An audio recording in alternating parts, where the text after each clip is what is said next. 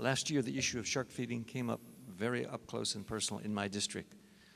Over 300 angry, frustrated, they didn't have pitchforks or torches, but they were really upset about what was going on in Honolulu Bay. A very zealous young man had started chumming the waters because he was planning to do a shark tour business right in Honolulu Bay, where some of you may swim, kayak,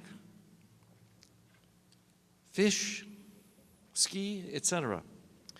Because shark feeding requires chumming or throwing blood bait into the water to attract sharks, the practice of doing this in our state waters where ocean activities perhaps is the #1 form of recreation. It represents a severe hazard to all in the water, surfers, swimmers, paddlers, skiers, and the like.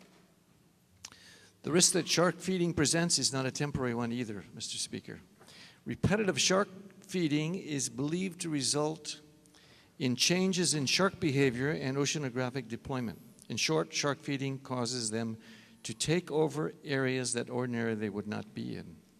I know, Mr. Speaker, there's a lot of claims and counterclaims about the Pavlovian response is true. The other side says it is not true. Here's the data. The data is very sketchy.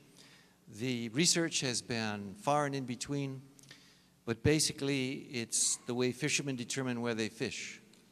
You fish where the fish are. And I think that's the conclusion that many people who think that we should be very careful about public safety have rested their case.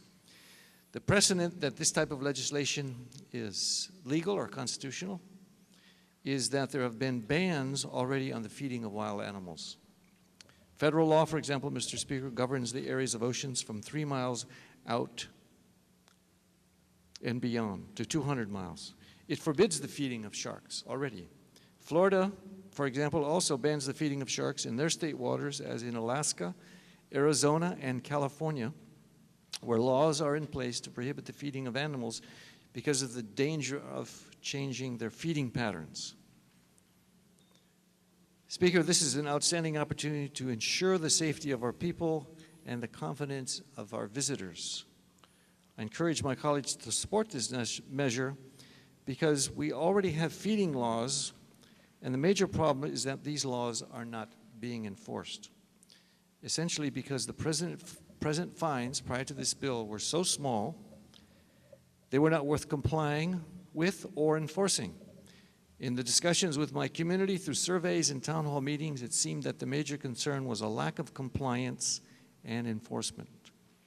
Banning shark tours altogether, however, would have been very rash, and I'm very pleased that this bill is very reasonable, and it tells our tour operators that you are welcome to operate your business if you're following the rules. Bottom line, Mr. Speaker, no chumming or feeding of the sharks. And I know because of your district, this is very upfront and personal to you. Because if they do chum or feed the sharks, now there are fines that begin at $5,000 up to $15,000, and even more seriously, the impoundment of their vessel. Bottom line, Mr. Speaker, now it's all about enforcement. No law, no penalty, no threat will ever be worthwhile, no matter what we pass in this body, unless there are enforcements. Lastly, Mr. Speaker, may I add comments into the journal? So ordered.